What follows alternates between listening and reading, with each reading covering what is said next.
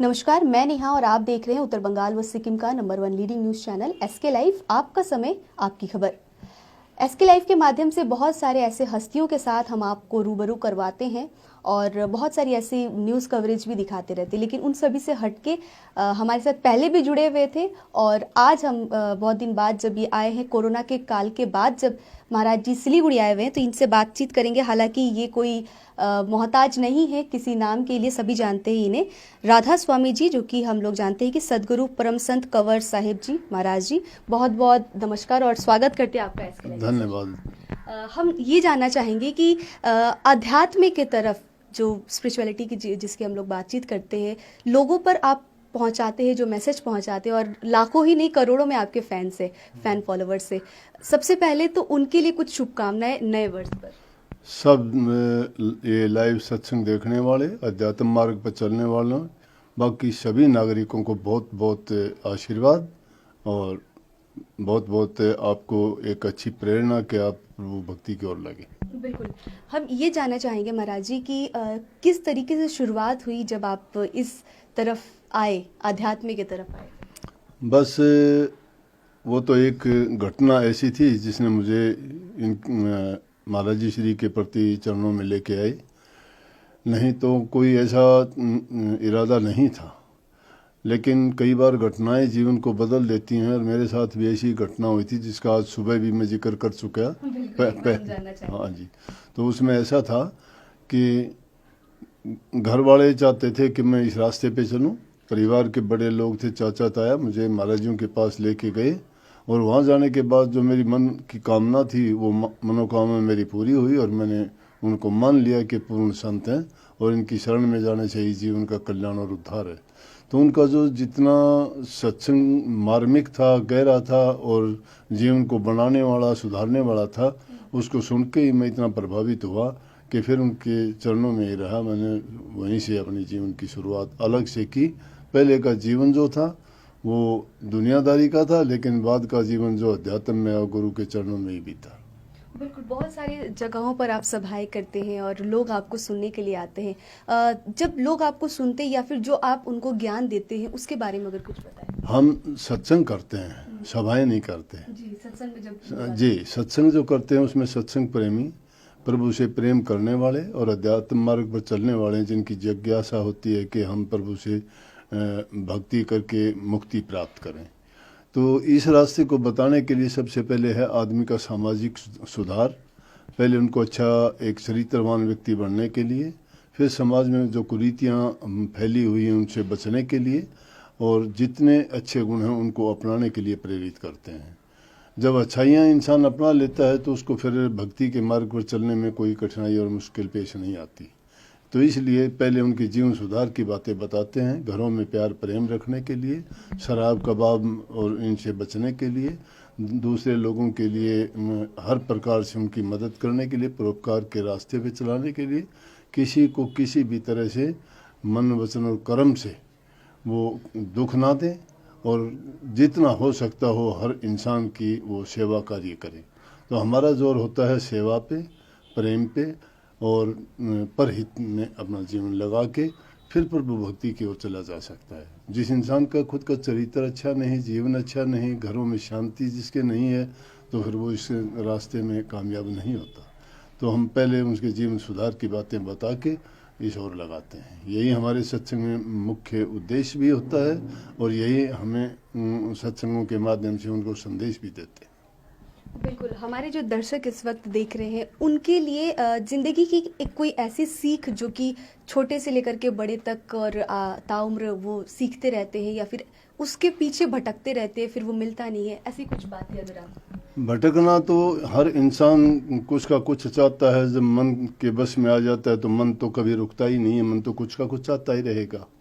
ये तो बड़े बड़े योगी साधकों और सन्यासियों को भी उनके मन की चाहत ने गिरा दिया, ऊंची करनी और अच्छी करनी से भी गिरा दिया। सबकी इच्छाएं पूर्ण तो नहीं होती, लेकिन गुरु की शरण में जाके गुरु की आज्ञा का जब पालन करते हैं तो गुरु तो सब जानने वाले होते हैं कि किस प्रकार से इस मन की चाल को देख के बचा जा सकता है और किस प्रकार से बुराइयों को छोड़ के अच्छाई के रास्ते पे चला जा सकता है। तो सबके लिए संदेश तो ये है कि हर घर में अगर हमारे धार्मिक ग्रंथों का अध्ययन हो, प्रभु भक्ति की बातें हों, बच्चों को अच्छे संस्कार दिए जाएं, बुराइयों से उनको बचाया जाए, उनको प्यार, प्रेम, भक्ति भाव, सेवा की शिक्षा दी जाए, तो वही बुराइयों से बच के अच्छे मार्ग पर चलते हैं और उनका जीवन सुख शांति से बीतता है। उनको समृद्धि खुशहाली भी मिलती है और कभी उनको जीवन में दुख नहीं देखना पड़ता। हम लोग कहते हैं कि कोई माँ जो होती है वही अपने बच्चे की पहली शिक्षक होती है, या फिर घर से ही, घर परिवेश से ही लोग सीखते हैं कुछ भी, जो भी फर्स्ट स्कूल होता है। इन सभी चीज़ों को लेकर के आप कैसे देखते हैं और क्या कहेंगे? हाँ, ये बात तो बिल्कुल सच्ची बात है कि जो इंसान घर में सीखता है वही बाहर निकल के समाज में भी करता है। इसलिए बच्चे को अगर अच्छी शिक्षा, और पहला अध्यापक भी माँ ही होती है। माँ का जितना बच्चे पर प्रभाव होता है उतना पिता का भी नहीं होता और ना दूसरे व्यक्तियों का होता है।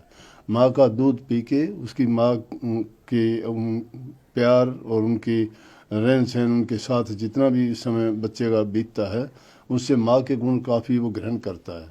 अगर अच्छी माँ मिल जाती है बच्चे को तो उसको सर्वगुण संपन्न बना देती है।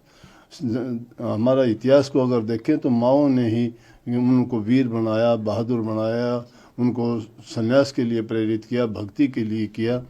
और उनमें कितने ही ऐसे आपको एग्जाम्पल मिलेंगे कि माँ के कारण ही और स्त्री के कारण ही इंसान ने इतनी उन्नति पाई और इतनी ऊंचाइयों को जिन्होंने छुआ, उनके सब के पीछे आगे माँ का, पत्नी का या बहन का, इनका ज़्यादा वो रहा है। तो माँ का सबसे अहम रोल है बच्चे को अच्छा जीवन सुधार देने के लिए और उसके नींव को मजबूत बनाने के लिए। बिल्कुल, महाराज जी से बहुत सारी बातें जो है हम लोग कर रहे हैं और बहुत सारी सीखने की चीज़ जो है वो आप सभी सीख रहे हैं। हालांकि बात जब घर परिवार और माता जी का हो रहा है तो इसकी जीती जागती जो तस्वीर है वो हमारे साथ महाराज जी हैं ही। तो आपके निजी माता जी के बारे में, आपके घर के बारे में अगर कुछ बताएं तो। मेरी माता जी बहुत अच्छी थी जी।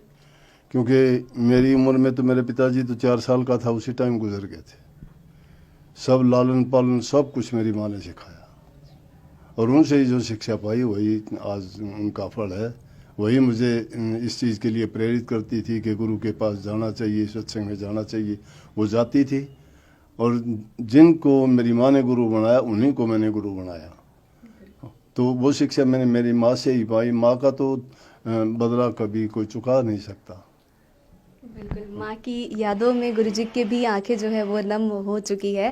अपने परिवार के बारे में अगर आप और भी कुछ बताएं, आप कैसे रहते थे, बचपन की अगर कुछ बातें बताएं जो दर्शक भी जानना चाहते हैं, क्योंकि एक तस्वीर जो है महाराज जी की वो तो सभी के सामने, लेकिन बचपन कैसे गुजरा आपका? मेरा बचपन बहुत अच्छा था। शुरू से ही मैं मेहनती था, खेत में काम करता था, घर के भी काम करता था। खेत में मेरी माँ की मदद करता, घर में आके जितना भी दूसरे काम होते मुझे करने पड़ते थे। साथ साथ पढ़ाई, अच्छा स्पोर्ट्समैन था और उसके साथ साथ मैंने कभी किसी काम से जी नहीं चुराया।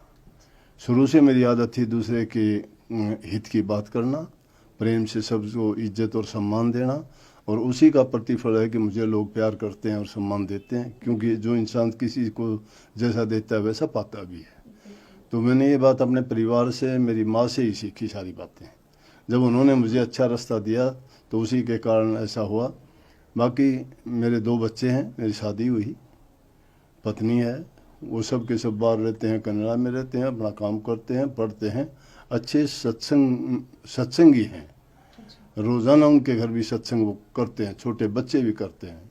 बॉर्न कैनेडियन होते हुए भी उनकी आप वाणी शब्द उनके मुंह से जब सुनोगे तो आप भी सुन के कहोगे कि वाकई में जो है माँ बाप का और उनके बुज़ुर्गों का प्रभाव उनकी संतान पर होता है। तो एक दर्पण की तरह से वो अच्छा दिखाई देता है।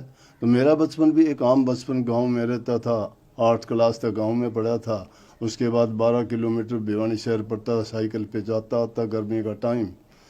तो लेकिन फिर भी बड़ा अच्छा था और बड़ा आनंदपूर्ण जीवन था। तो आज से 72-73 साल पहले की बातें हैं। तो टाइम तो ऐसा था ही, वो सब के साथ ऐसा था, लेकिन आज वक्त बहुत अच्छा है, इंसान को सब चीज़ें सुलभ हैं। अब तो इलेक्ट्रॉनिक का ज़माना आ गया, टेलीफोन है, टेलीविज़न है, बिजली है। हम तो पढ़ते थे जब दिया लगा के उसकी रोशनी में पढ़ते थे। तो ये जीवन की कहानी है। बिल्कुल बिल्कुल। अभी की अगर हम समय की बात करें तो देखने को मिलता है कि काफ़ी ज़माना मॉडर्न हो चुका है। लोग अपने माता पिता से भी काफ़ी ऊंची आवाज़ में बात करते हैं या फिर बदतमीज़ी करते हैं, या फिर जो समय है उतना जुड़ाव नहीं है, उतना लगाव नहीं है अपने परिवार के साथ। तो इन सभी चीज़ों को लेकर के आप क्या कहेंगे? यही प्रश्न पहले भी हुआ था और मैंने इसको बहुत विस्तार से बताया भी था। इसका कारण है कि बच्चों को माँ बाप से दूर रखना, घर परिवार से दूर रखना, और जब उनसे वो अपने से दूर रखते हैं तो उनका सोसाइटी बदल जाती है। क्योंकि जब तक अपने से बड़ी उम्र अनुभवी आदमियों का संग नहीं करता तो इंसान को पता नहीं लगता कि बुरा क्या है भला क्या है। जो इंसान अनुभव कर चुका है वो बता सकता है कि ये काम ना करो, ये बुरा है। तो जब बच्चे माँ बाप के उसमें साए में रहते हैं तो माँ बाप उनको समझाते हैं, अच्छे संस्कार देते हैं, अच्छी शिक्षा देते हैं। लेकिन अब ज़माना क्या आ गया कि हर कोई चाहता है कि बच्चे हमारे पढ़ें। पहले स्कूल जाते हैं, स्कूल से आने के बाद ट्यूशन पे भेज देते हैं। माँ बाप को इतना टाइम नहीं है, वो काम करते हैं, अपने बच्चों की संभाल नहीं करते। बच्चा किस ओर जा रहा है, किन के साथ बैठता है, उसकी सोच क्या है, वो क्या चाहता है। बच्चे भी सोचते हैं कि हमें माँ बाप जो है इग्नोर कर रहे हैं, हमें हमारा ध्यान नहीं देते। माँ बाप पैसे दे सकते हैं, अच्छे कपड़े उनको दे सकते हैं, खाना पीना अच्छा दे सकते हैं, लेकिन माँ बाप संस्कार नहीं दे पाते। और वो संस्कार ना मिलने के कारण स्कूल के बच्चे एक ही लेवल की उनकी सोच होती है, उन्हीं में वो पढ़ते बढ़ते हैं। उसके बाद ये किताबें उनकी दोस्त हैं, टेलीविज़न उनका दोस्त है, टेलीफोन उनका दोस्त है।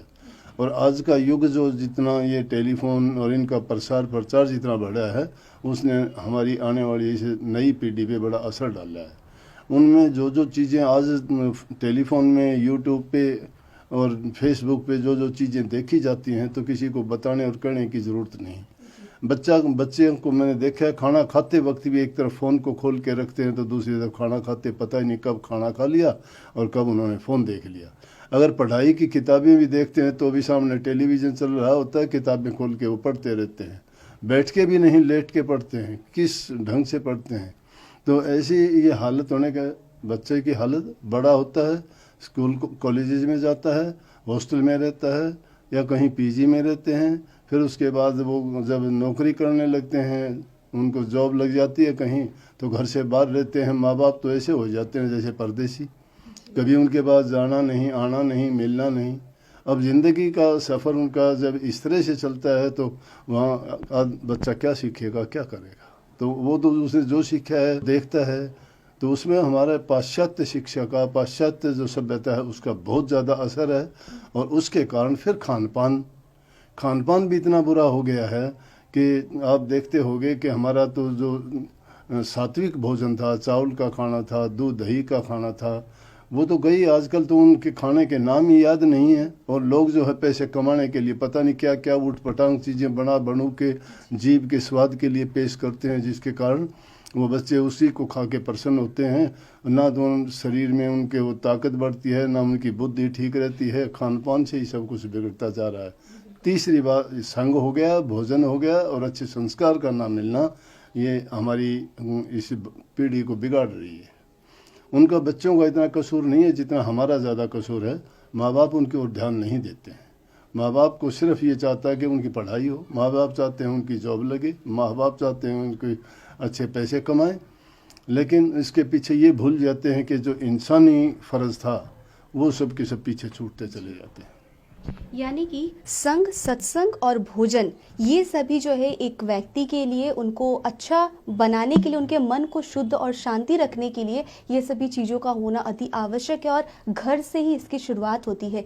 यानी कि हम कह सकते हैं कि जो घर होता है वहाँ से लोग तो सीखते ही है, और घर का माहौल भी उस तरीके का होना अति आवश्यक है। अच्छे गुणों की शुरुआत ही घर से होती है। जो जैसा घर में देखता है वही जाके बाहर समाज में करता है। घर में जो मिलेगा वही तो बाहर करेगा, क्योंकि सीखा उसने यही है। उसने जो कुछ प्राप्त किया है घर से, बाहर उसके जाएगा समाज में, लोगों से बर्ताव करना, बातचीत करना, जिस ढंग से उसने घर में वैसा ही करते हैं। हमारे तो एक कहावत भी आम भाषा में अपने बोलते हैं हमारे या हरियाणा की साइड में, कि लड़की के बारे में, कि जैसा सीखा बाप घर वैसा करती है आप घर। जो अपने माँ बाप से सीख के आती है तो अपने घर जब बसाती है वो वैसा ही करती है, क्योंकि उसको शिक्षा वही मिली है। इसलिए ये ज़रूरी है कि उनको अच्छी शिक्षा दी जाए। तो बच्चों का कोई कसूर नहीं है, वो तो जैसा हम बनाना चाहेंगे वैसे बन जाएंगे। तो जैसे संस्कार देंगे उनको प्राप्त कर, वो ग्रहण करके जैसे भी आगे जाके बनते हैं, वो उनका सारा का सारा परिवार का एक पिक्चर दिखाता है कि हमारा ऐसे परिवार से बच्चा आया है। इसीलिए पुराने ज़माने में देखते थे कि ख़ानदान कैसा है। आज कोई पूछता नहीं खानदान की, तो कौन खानदान है, कहाँ का खानदान। इसलिए देखते थे जिस खानदान में कोई अच्छे व्यक्ति हों, जिनकी अच्छी रेपुटेशन हो, उन लोगों को देखते थे कि उस घर का बच्चा अच्छा ही होगा। इसलिए ये सारा का सारा तो परिवार से ही शुरू होता है, और अच्छा परिवार, अच्छे माँ बाप, अच्छा संग, अच्छा खान पान और सही उनको गुरु अगर मिलता है परिवार में, जिस घर में संतों का आना जाना नहीं, प्रभु की भक्ति का काम नहीं, वो घर तो शमशान के बराबर है। जिन घरों में गुरुओं का आना जाना है, धार्मिक बातें होती हैं या अध्यात्म का प्रचार होता है, जो प्रभु की भक्ति करते हैं, तो उस घर में तो समझो स्वर्ग के समान वो घर है। स्वर्ग को सोचने की कोई ज़रूरत ही नहीं है। और जिस घर में रोज़ाना लड़ाई झगड़े होते हैं, आपसी उनका मेल जोल नहीं है, जबान से अच्छे मीठे नहीं बोलते हैं, वो घर नरक के समान बन जाते हैं। इसलिए घरों के अंदर प्यार प्रेम रखना, बड़े बूढ़े की इज्जत कदर करना, उनका सम्मान करना, सभी देवी देवताओं के पूजने से भी अच्छी चीज़ है कि माँ बाप की सेवा करो, सास ससुर की सेवा करो। किसी देवता की, किसी गुरु की, किसी मंदिर मस्जिद गुरुद्वारे में जाने की ज़रूरत नहीं है। सबसे बड़े देवी देवता माँ बाप, घर में जो बुजुर्ग बैठे हैं, उनकी अगर हम सेवा पूजा करते हैं तो समझो कि हमने सब देवताओं की, सब जितने भी देवता हैं उनकी, सब देवी देवताओं की, सब की पूजा कर ली, परमात्मा को खुश कर लिया। परमात्मा इसी से खुश होता है जो उसकी संतान को खुश रखे। बिल्कुल। काफ़ी सारी बातें जो है वो हम महाराज जी से कर ही रहे हैं। इसी बीच हम लोग ये भी जानना चाहेंगे कि आपके सत्संग में बहुत सारे जो लोग आते हैं वो तो जानते ही हैं, जो लोग नहीं जानते, जो आज की युवा पीढ़ी है, जो इन सभी चीज़ें से काफ़ी पड़े हैं और पाश्चात्य शिक्षा की ओर जा रहे हैं, मॉडर्न ज़माने में जा रहे हैं, उन सभी को आप कैसे अनुरोध करेंगे कि किसी भी सत्संग से या फिर किसी भी गुरु के साथ आप जुड़िए और रहिए? जो जो संग करेंगे आएंगे, ज़रूरत जिसको पड़ती है वो आता है। जब तक इंसान को दुख नहीं होता, पीड़ा नहीं होती या ज़रूरत नहीं पड़ती, वो उस जगह नहीं जाता। किसी को प्यास लगती है, कुएं को ढूंढता है, भूख लगती है, रोटी की तलाश करता है। अगर रोजी रोटी की ज़रूरत है, नौकरी और पेशे की तलाश करता है। तो इंसान की ज़रूरत उसको आवश्यकता आविष्कार की जाननी है ना। जब हर चीज़ से इंसान हताश, निराश और दुखी होता है ना, जब ये प्रभु भक्ति की ओर, गुरुओं की ओर, धर्म की ओर, पूजा पाठ की ओर भागता है। और जब वो आता है, किसी तरह से भी आता है, लेकिन कुछ कर्म गतिर कुछ पूर्वला लेख, इंसान का कर्म, भाग्य और उसका पिछला संस्कार भी होता है जो उस जीव को सुधार की ओर ले जाता है। तो कभी ना कभी तो आते हैं, ज़रूरत पड़ती है उनको। और जब उनको ज़रूरत पड़ती है, जब वो उनके साथ आके मिलते हैं, तो बहाना होता है। फिर वो देखने के बाद में उनके रास्ते बदल जाते हैं, उनको समझ भी आ जाती है। लेकिन जिनका अगर पिछले जन्म का ही कोई ज़्यादा ही कर्म खोटा हो, तो वो जीव बेशक नहीं तो बहुत से अपने रास्ते बदल के और सही रास्ते पे आ जाते हैं। उनका तो एक माध्यम तो यही है कि वो जब संतों महापुरुषों के दर्शन करने से, उनके वचन के सुनने से और उनके बात के मानने से जीवन बदल जाते हैं। अंत में हम आपसे यही जानना चाहेंगे, हमारे एसके लाइव के जितने भी दर्शक या फिर जो भी भक्तजन देख रहे हैं, आपके सत्संग सुनते हैं, एक मैसेज हम आपसे चाहेंगे कि आप उनको दें और लोगों से ये भी अनुरोध करें कि जो अब तक नहीं जुड़े वो आपसे जुड़े।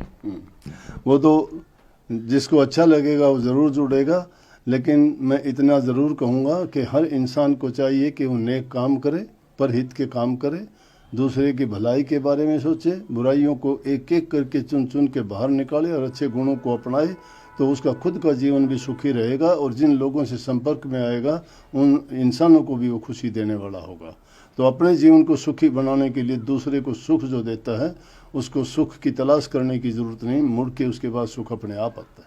बहुत बहुत धन्यवाद महाराज जी, काफ़ी समय दिया इन्होंने और बहुत सारी चीज़ें जो है वो आप भी सीखे होंगे अवश्य, और इनको अगर हम अपने ज़िंदगी में अगर उतारे, इनके कदमों पर अगर हम चले, क्योंकि गुरु जो है एक बहुत अहम भूमिका निभाती है आपके ज़िंदगी में। तो अगर कोई भी अगर गुरु नहीं है तो बिल्कुल एक गुरु को अपनाइए, नहीं तो महाराज जी को अपनाइए और इनके कदमों पर आप चलिए, तो एक दिन आप अपने लक्ष्य को ज़रूर प्राप्त करेंगे। और इन्हीं बातों के साथ साथ आज का ये कार्यक्रम हम यहीं समाप्त करते हैं। आगे आप ऐसे ही बने रहिए SK लाइव के साथ। खुट्टा सुनिनु भएको छ। मलाई चाहिँ कोल्ड कफहरू थियो र मलाई यहाँको दबाईले सुट गर्यो। म एकदमै जाती हुँदैछ। तपाईको थाइरोइड कस्तो भयो? एकदमै राम्रो भयो। मेरो चाहिँ यो ब्याक पेन हुन्थ्यो पुरा, साइड पेन हुन्थ्यो कि यो ब्याकमा निकै सन्चो लाग्थ्यो। अहिले चाहिँ धेरै सन्चो छ। खुट्टा घुँडाहरू, खुट्टा दुख्ने, हातहरू दुख्ने त्यो अहिले धेरै कम्ती भयो। तपाईलाई ब्याक पेनहरू सन्चो भयो अहिले? हाम्रो ठेगाना छ centre point building first floor HD Lama road opposite to grand plaza shopping complex Janata lodge Darjeeling. सम्पर्क नम्बर छ 9641995791 अनि 7001155412। घर के फर्श की चमक को रखिए बरकरार टिप्स निमोल नीम हर्बल के साथ, क्योंकि निमोल हर्बल नीम घर को साफ ही नहीं रखता बल्कि 99.9% जर्म्स और बैक्टीरिया का जड़ से सफाया भी करता है। घर को स्वच्छ बनाइए, आप भी अपनाइए टिप्स निमोल। समय के साथ ही जरूरी बदलाव, प्लास्टिक हटाओ, रस्ट प्रूफ और food grade stainless still water tank लगाओ और लाइफ टाइम गारंटी पाओ। इसके हैं फायदे अनेक। काफी दिनों के लिए प्रयोग नहीं होता तो भी फंगस नहीं, सफाई बिल्कुल आसान, मौसम जो भी हो पानी नॉर्मल ही रहेगा। प्लास्टिक हानिकारक, स्टील के फायदे हैं अनेक। Contact number 9832378631। टीना का घर बनाने का टोटल समाधान, बाजार भाव से हमारे यहाँ किफायती दाम। घर, दुकान, मकान, गोदाम बनाने के लिए टीना, प्रोफाइल सीट, रंगीन टीना, पाइप आदि सामान की नई दुकान टीना लगाने के लिए मिस्त्री भी हमारे यहाँ है उपलब्ध। Mahavir steel, 3rd mile Vega mall के सामने, Chaudhary compound. Contact number 9709970981। Our whole team is dedicated to presenting you the best solution. And what about the timeline? We'll be ready with the full presentation in 24 hours. This works. Send me a calendar invite. Sure. See you. See you. खाना order करें? ये Kareena hi-fi वाली बात। Work like you're at office while chilling like you're at home. Office furniture from Royal Oak. Opposite Vega Circle, 2.5 mile, Sevak Road, Siliguri. International furniture, unbeatable price. Visit a Royal Oak store today.